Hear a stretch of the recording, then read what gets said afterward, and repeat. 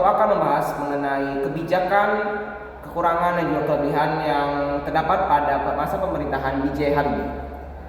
Baharudin Yusuf Habibie menjabat sebagai Presiden Republik Indonesia yang ketiga pada tanggal 21 Mei 1998 sampai hingga 20 Oktober 1999. Masa kepemimpinannya yang singkat namun krusial di tengah runtuhnya Orde Baru dan juga gejolak reformasi. Habibie mewarisi kondisi negara yang dilanda krisis ekonomi dan juga politik yang sangat parah pada masa itu, serta tuntutan reformasi yang kuat dari masyarakat. Dalam waktu 17 bulan, ia berupaya melakukan berbagai perubahan fundamental yang meletakkan dasar-dasar demokrasi dan memulihkan perekonomian nasional.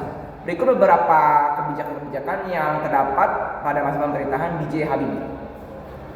Kebijakan politik. Dalam bidang politik, Habibie mengambil langkah-langkah signifikan untuk membuka keran demokrasi yang sebelumnya terkekang. Kebijakan-kebijakan yang penting meliputi 1. Kebebasan pers. Habibie mengeluarkan Undang-Undang Nomor 40 Tahun 1999 tentang pers yang menjadi tonggak penting kebebasan media di Indonesia. Kebijakan ini mengakhiri sensor dan pembatasan yang ketat terhadap media massa selama Orde Baru. 2. Pembentukan partai politik. Pemerintah Habibie mempermudah pembentukan partai politik,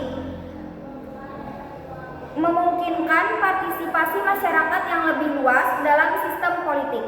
Hal ini terlihat dari banyaknya partai yang baru yang bermunculan menjelang pemilu 1999. 3. Undang-undang pemilu.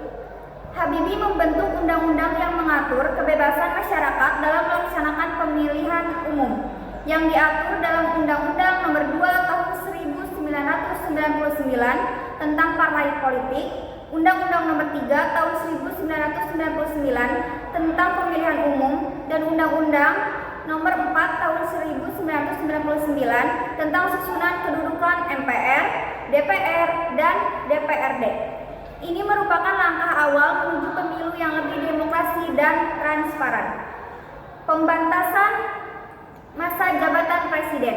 Salah satu warisan penting Habibie adalah pembatasan masa jabatan presiden dan wakil presiden yang bertujuan untuk mencegah terulangnya kekuasaan otoriter.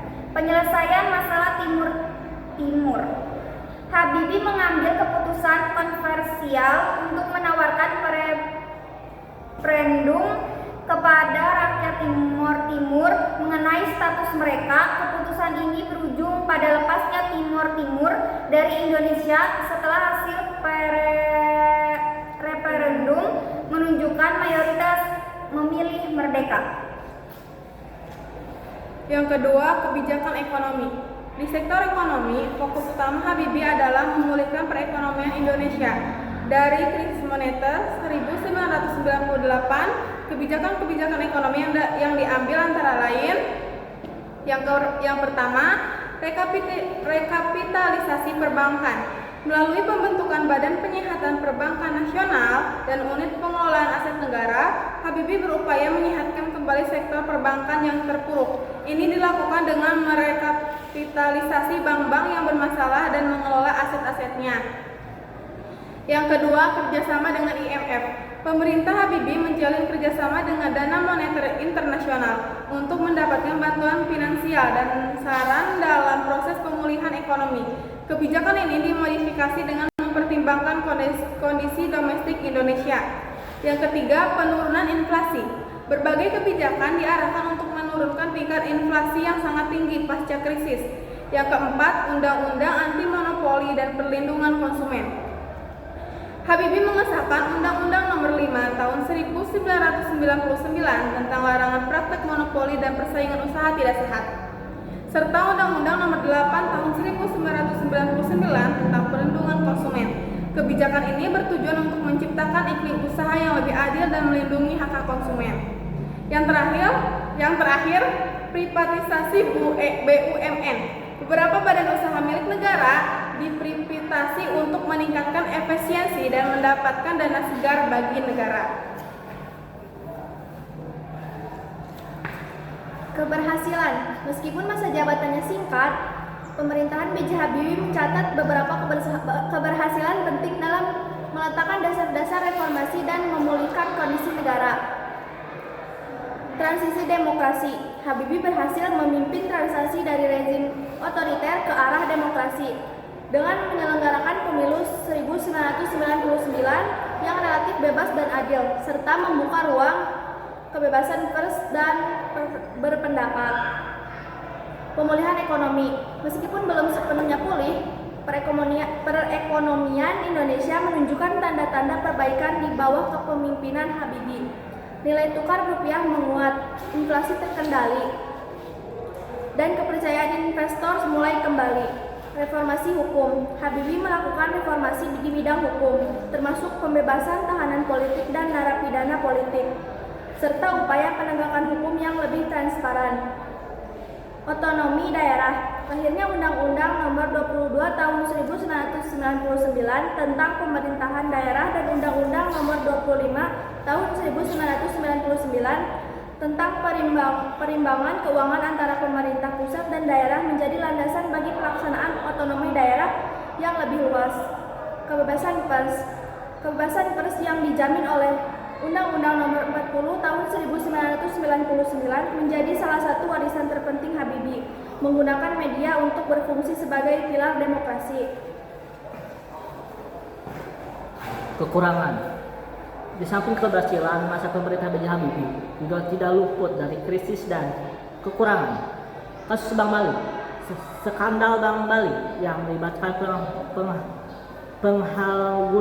penyalahgunaan dana rekapitalisasi perbankan menjadi salah satu isu besar yang mencoreng citra pemerintahnya dan menimbulkan keraguan publik. Penolakan laporan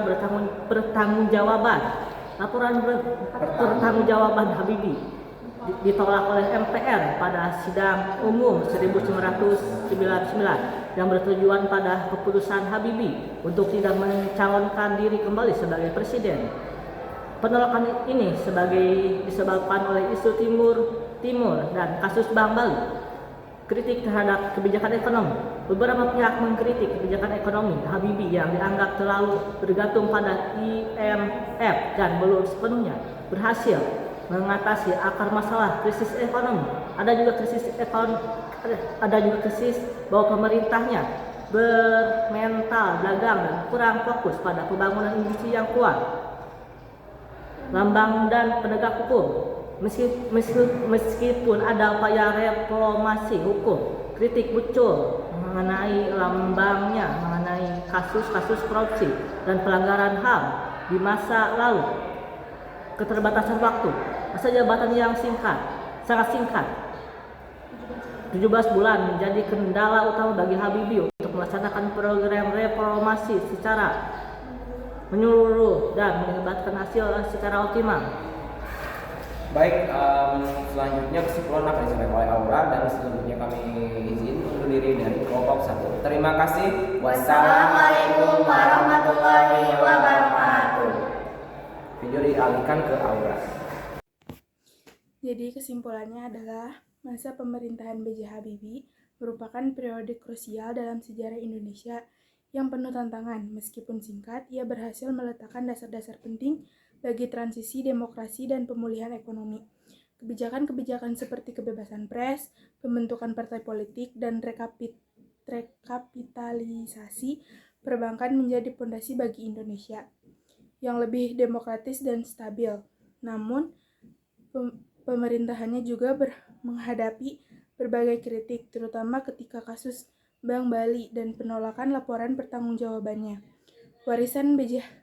Habibie tetap relevan sebagai contoh kepemimpinan di masa kritis yang berani mengambil keputusan sulit demi kepentingan bangsa.